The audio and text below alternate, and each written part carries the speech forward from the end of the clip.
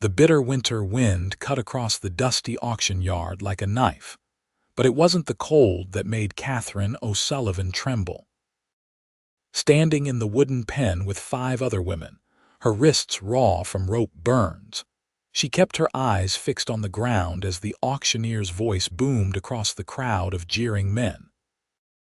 Montana Territory, 1876, was no place for a woman alone, especially one sold into servitude to pay her late father's debts.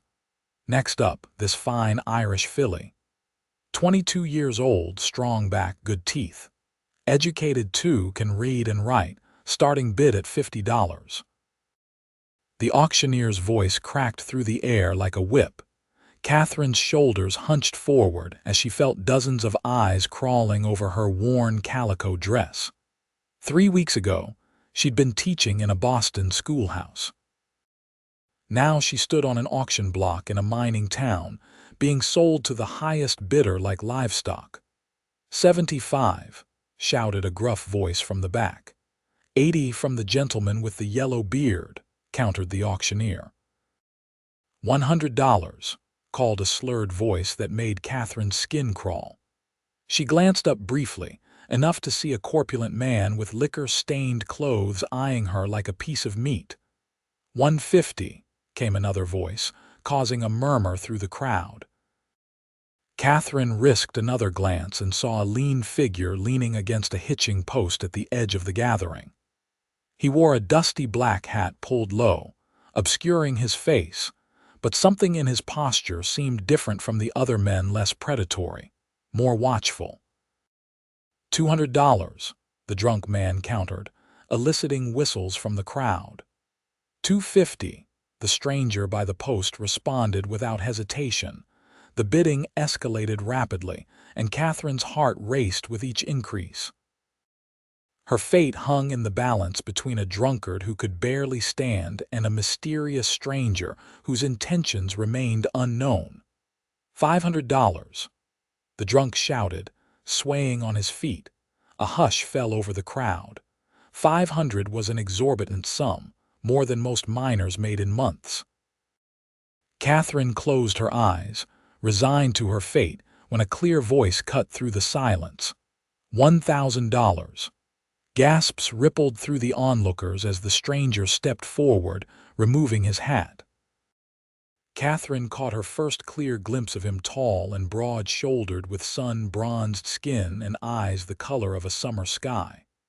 Not young, perhaps 30, with lines etched around his eyes from squinting into the distance. The auctioneer was practically salivating. $1,000. Do I hear any more bids? The drunk cursed loudly but shook his head, stumbling backward. Sold. To the gentleman in the black hat. As Katherine was led from the pen, her legs could barely support her. The stranger approached and handed a stack of bills to the auctioneer, who counted them greedily. Up close, she could see the stranger's face, clearly handsome in a weathered way, with a neatly trimmed beard and those piercing blue eyes that seemed to look right through her. Papers, the auctioneer demanded, thrusting a document at the stranger. Sign here, Mr. Ryder. Matthew Ryder, he replied, scrawling his signature without taking his eyes off Katherine. The auctioneer released her bound wrists into Matthew's custody, and she steeled herself, expecting the worst. But instead of grabbing her roughly as she anticipated, Matthew leaned in close. I'm here to take you home, he whispered, his breath warm against her ear. Katherine's eyes widened in confusion. Sir, I don't understand. Not here, Matthew murmured, gently guiding her through the crowd with a protective hand at the small of her back. Too many ears. They walked in silence to where a magnificent chestnut stallion stood hitched. Matthew helped her onto the horse before mounting behind her. As they rode away from the auction yard, Katherine sat rigid, acutely aware of the stranger's chest against her back, his arms encircling her to hold the reins. Only when the town shrank behind them did Katherine find her voice. Mr. Ryder, where are you taking me? "Someplace safe," he answered, his voice rumbling against her back. "I'm not what you think, Miss O'Sullivan. I made a promise to your father." Katherine twisted in the saddle to face him. "You knew my father. How?" "Patrick O'Sullivan saved my life during the war. When I learned of his passing and your situation, I came as quickly as I could." "But how did you find me?" "I was in Boston when your father's lawyer wrote to me. By the time I reached Boston, you'd already been brought west by the creditors. I've been tracking you for 3 weeks." Katherine turned away, processing this information as they crested a hill.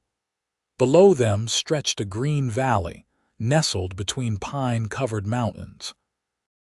A creek ran through the center, and beside it stood a modest but well-built cabin with smoke curling from its chimney. A small herd of cattle grazed in a nearby meadow. "Welcome to Ryder Ranch," Matthew said softly. "It isn't much, but it's home." As they approached the cabin, the door swung open and an elderly woman emerged, wiping her hands on an apron. "Matthew Ryder, you finally made it back." "I did, Mrs. Crawford. And I brought a guest," Matthew replied, dismounting before helping Katherine down. "This is Miss Katherine O'Sullivan," Matthew explained. "Patrick O'Sullivan's daughter." Recognition dawned in Mrs. Crawford's eyes. "The captain's daughter? Oh, my dear, come inside before you catch your death." The cabin's interior was simple but comfortable, polished wood floors, a stone fireplace, and sturdy furniture. The smell of freshly baked bread filled the air. "Mrs. Crawford has been my housekeeper since I returned from the war," Matthew explained. "She'll help you get settled." "Mr. Ryder," Katherine began, finding her courage, "I appreciate your intervention, but I need to understand what happens now." "Am I your property?" Matthew's face darkened. "No, those papers mean nothing to me. I only bought them to get you away from that auction. You're free to go wherever you wish. I promised your father I'd look after you if anything happened to him, and I intend to honor that promise, but not by holding you captive." "Where would I go?" Katherine asked, her voice barely audible. "You can stay here as long as you need, Mrs. Crawford interjected kindly. "There's a small room off the kitchen. It's not fancy, but it's clean and warm." "Thank you," Katherine said, emotion finally breaking through her carefully maintained composure. "I don't know how I'll ever repay your kindness." "No repayment necessary," Matthew insisted. "Your father would have done the same for me." That night, in the small but cozy room Mrs.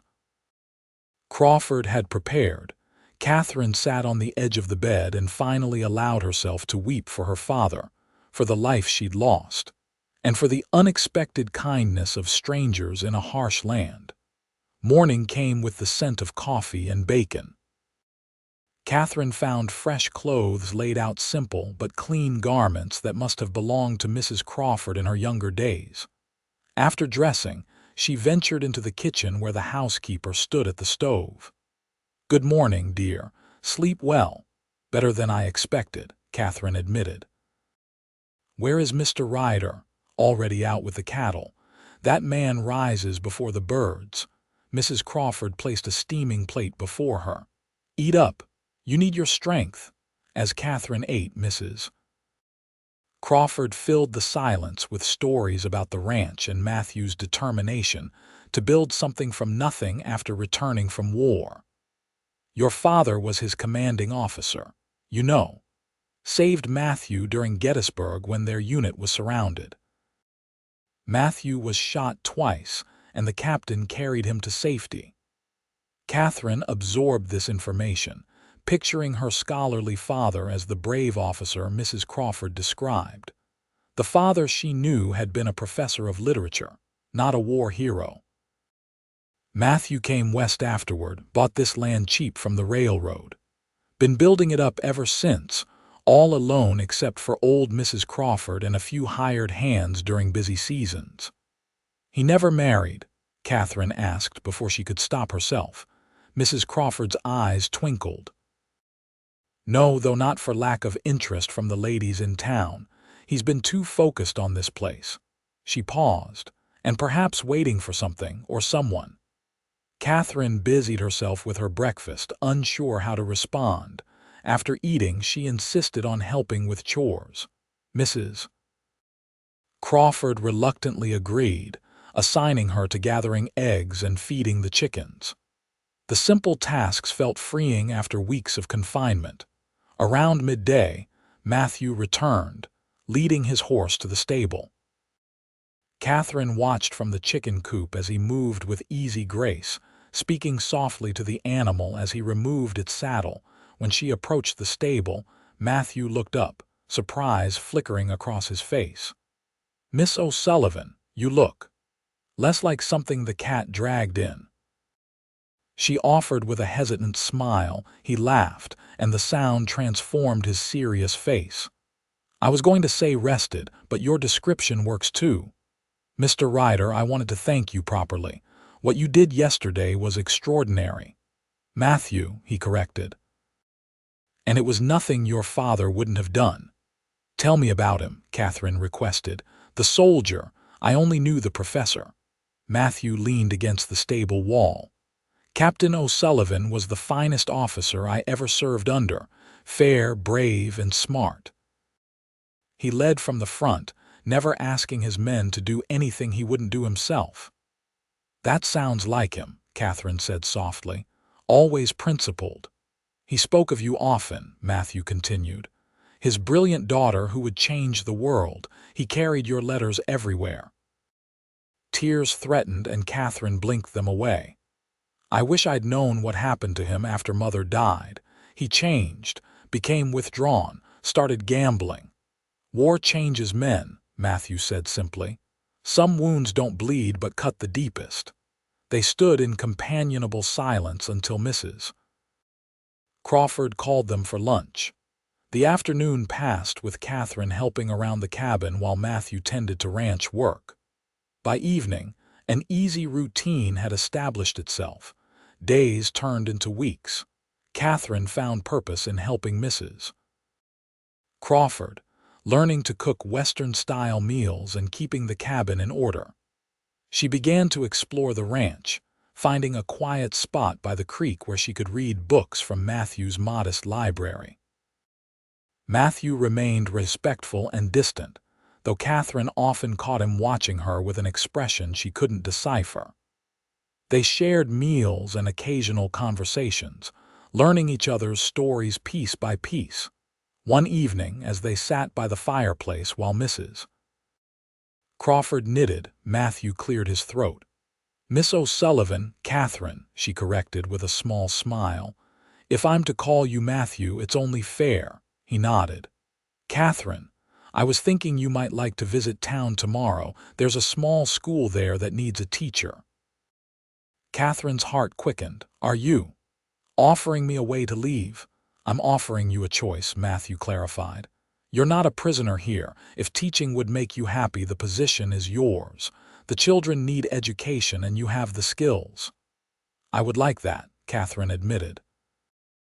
"But I wouldn't want to leave Mrs. Crawford with all the work."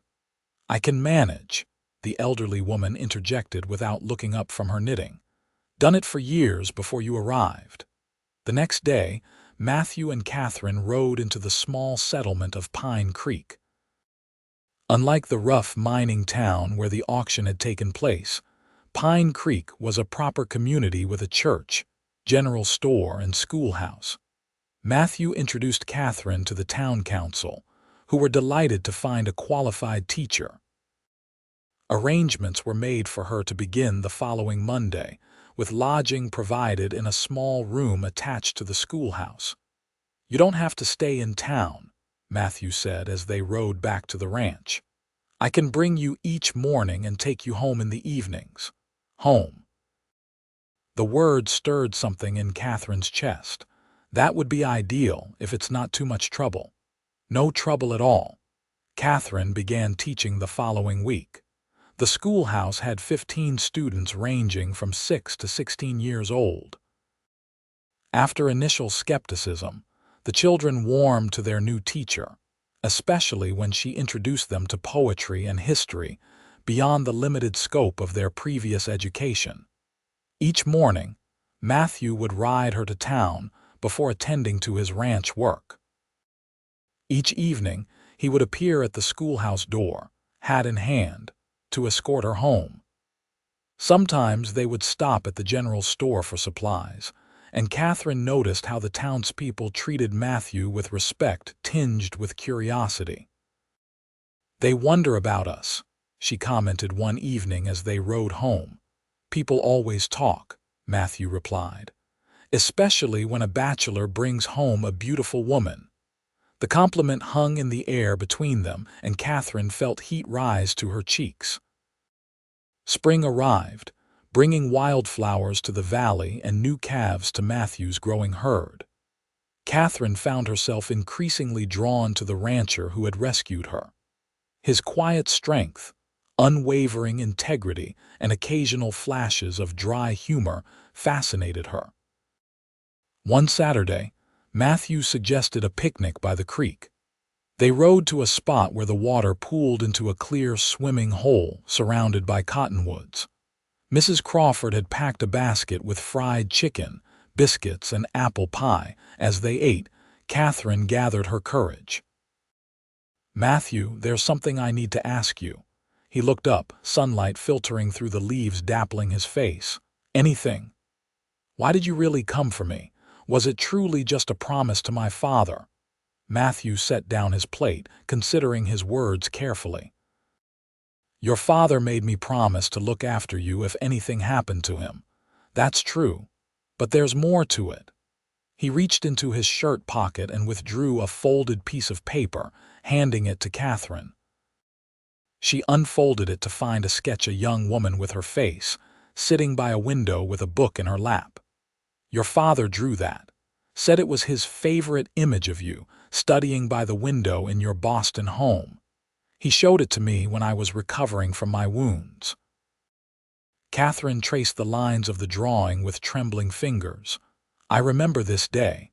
I was 17. I carried that picture through the rest of the war," Matthew admitted. "It reminded me there were still beautiful, peaceful things in the world worth fighting for." He paused. "When I received word about your situation, it wasn't just duty that drove me to find you. It was something else, something I can't fully explain." Katherine's heart pounded against her ribs. "Try," she whispered.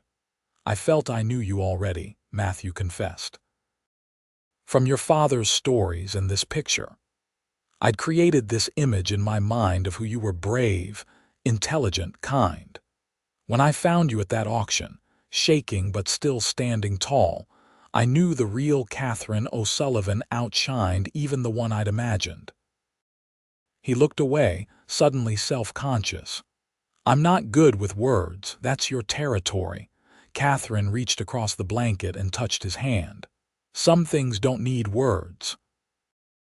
Their fingers intertwined, and in that moment, something shifted between them, a boundary crossed, a possibility acknowledged.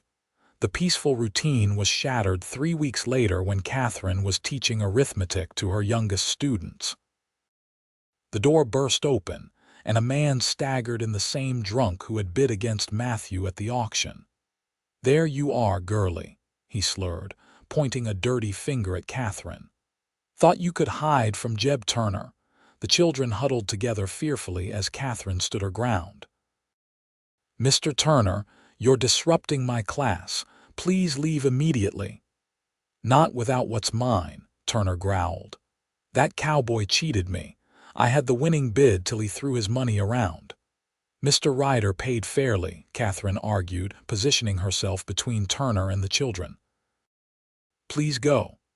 Turner lurched forward, grabbing Katherine's arm. "You're coming with me. I've been watching, waiting. Your protector ain't here now." The oldest boy in the class, 16-year-old Thomas, stepped forward. "Let her go," Turner backhanded the boy, sending him sprawling. Katherine fought against his grip, but Turner was surprisingly strong despite his intoxication. He began dragging her toward the door. "My pa will stop you," shouted a small girl named Emma. "He's the sheriff. Sheriff's out of town," Turner sneered. "And by the time he gets back, me and the teacher will be long gone." Katherine managed to grab a heavy slate from her desk and swung it against Turner's head. He howled in pain but didn't release her. They had reached the door when a shadow fell across the threshold. Matthew stood there, his expression murderous. "Let her go, Turner," he said, voice deadly quiet. "This ain't your business anymore, Ryder. I've come to claim what should have been mine." "Katherine is not property," Matthew replied, stepping closer. "She's not yours or mine, she's her own woman." Turner laughed. "High-minded talk from a man who bought her like cattle, to free her," Matthew corrected. "Now let her go before I forget I'm a civilized man."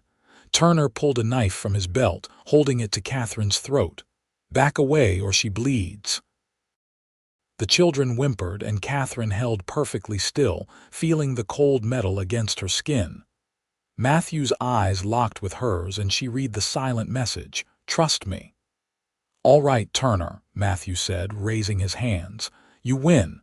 Take her if that's what you want. But know this, I will hunt you to the ends of the earth." Turner grinned triumphantly and began backing toward the door, dragging Katherine with him. As they reached the threshold, Matthew moved with lightning speed, his hand shooting out to grab Turner's wrist, twisting until the knife clattered to the floor. His other fist connected with Turner's jaw with a sickening crack. Turner released Katherine as he stumbled backward. Matthew placed himself between them, but Turner recovered quickly, lunging forward with a roar. The men crashed through the schoolhouse door onto the street, grappling in the dust. Katherine herded the children to the back of the schoolroom, instructing Thomas to run for help, but the boy was already gone. Through the window, she watched the brutal fight unfold. Turner fought dirty, but Matthew moved with the precision of a trained soldier. When Turner pulled another knife from his boot, Katherine gasped in horror. Before she could cry out a warning, Matthew sidestepped the blade and delivered a devastating blow to Turner's temple. The drunk collapsed, unconscious. Thomas returned with several townsmen who quickly took Turner into custody. Katherine rushed to Matthew's side, examining his bruised knuckles and the cut above his eye. "You're hurt," she murmured, pressing her handkerchief to the wound. "Worth it," he replied, wincing slightly. That evening, after the excitement had died down and the children had been sent home with a story to tell, Katherine sat beside Matthew on the porch of the ranch house. Mrs. Crawford had applied salve to his cuts and retired to her room, leaving them alone. "You could have been killed," Katherine said softly. "So could you," Matthew countered. "Why did you come to the school today? You never come until afternoon." Matthew gazed into the darkening valley. "I had a feeling. Can't explain it, just knew I needed to be there." Katherine took his bruised hand in both of hers. "Thank you, not just for today, but for everything." "Katherine," Matthew began hesitantly, "I need to tell you something. When I said you were free to go wherever you wished, I meant it, but the thought of you leaving—" He trailed off. "Would break your heart," she finished for him. He looked at her in surprise. "How did you know?" "Because it would break mine too," Katherine admitted. "I don't want to leave, Matthew, not now, not ever." "I have nothing to offer but this ranch and my heart," Matthew said, turning to face her fully. "Both need work, both have scars, but both are yours if you want them." Katherine leaned forward, placing her hand against his cheek. "I want them, I want you." Their first kiss was gentle, a question and answer exchanged without words. When they parted, Matthew rested his forehead against hers. "I love you, Katherine O'Sullivan. I think I have since I first saw your picture. And I love you, Matthew Ryder, the man who came to take me home." They were married in the Pine Creek Church that autumn, with Mrs. Crawford beaming in the front row and Katherine's students scattering wildflowers along the aisle. The townspeople came to celebrate. curious to witness the culmination of a romance that had been the subject of speculation for months. Katherine continued teaching, riding to school with Matthew each morning. In the evenings, they would sit on their porch, watching the sun set over the valley that had become her true home. When winter arrived again, Katherine stood by the fireplace in their cabin, her hand resting on her slightly rounded belly. Matthew came in from the cold, stomping snow from his boots. "The cattle are secure in the lower pasture," he reported, hanging his hat on the peg by the door. His eyes softened when he noticed where her hand rested. "How are you feeling?" "Wonderful," Katherine replied, smiling as he crossed the room to place his hand beside hers. "Mrs. Crawford says it will be a boy." "Boy or girl? They'll be as smart as their mother and as stubborn as their father," Matthew chuckled, pulling her into his embrace. As snow fell softly outside, Katherine remembered the auction pen where she had trembled with fear 1 year ago. How different her life had become since a dusty cowboy had whispered those life-changing words. "I'm here to take you home." Matthew seemed to read her thoughts. "Regrets?" he asked softly. Katherine shook her head. "Not one. This is where I belong." "This is where we belong," Matthew corrected, sealing the promise with a kiss. Outside, the Montana winter wrapped the Ryder Ranch in a blanket of white, while inside, the warmth of love and new life defied the bitter cold, a testament to the power of a promise kept and a heart that found its way home.